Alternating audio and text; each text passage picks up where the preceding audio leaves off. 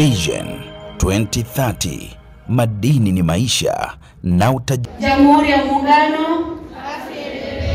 Kwa majina naitwa Rehema Sana Klaiza. Nimefurahi sana kupewa nafasi. Ninatokea tarafa ya Remit. Ni mapenzi tu amenileta hapa. Na mnatambua kwamba mimi ni mwakilishi wa jumuiya ya wanawake tarafa ya Simanjiro. Kwa hiyo nina haki ya kusimama na kuongelea na nyinyi. Lakini pia nichukue fursa hii kumpongeza Mheshimiwa Rais Daktari Samia Suluhu Hassan kwa miradi mikubwa na mizuri za kutolea mfano alizomimina katika wilaya ya Simanjiro, ikiwemo sekta ya afya, elimu, barabara na maji.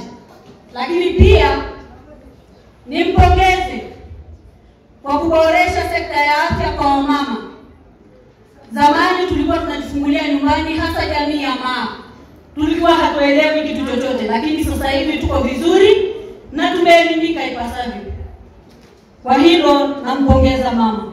Kwa upande wa ukatili wa kijinsia, mama amekuwa kinara namba moja kwa kuhakikisha kwamba maadili ya Tanzania yanalindwa ipasavyo. Mama amepeleka sawa na tuko sawa, na Mungu ambariki mama. Lakini pia nimpongeze diwani ya kata ya Mtu, kata ya Mererani, kwa kuhakikisha kwamba miradi zote zinasimamishwa ipasavyo, na Mungu awabariki.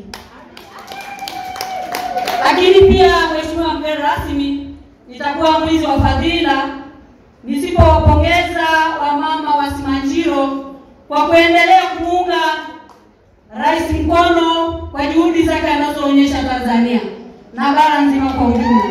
Hongereni sana wamama, Mungu awabariki. Na mimi kama mwakilishi wao anayetokana na jumuiya ya UWT wilaya ya Simanjiro, ninasema kwa kujifanya na kujidai kwamba mama anaweza na atashinda kwa 100%. Mungu ibariki Tanzania, Mungu ibariki viongozi wetu. Amen. Tumetoka kwa pamoja. Alikosea kusema kwamba mimi na diwani tuko madiwani viti maalum tuko 6 na tutachangia 200,000.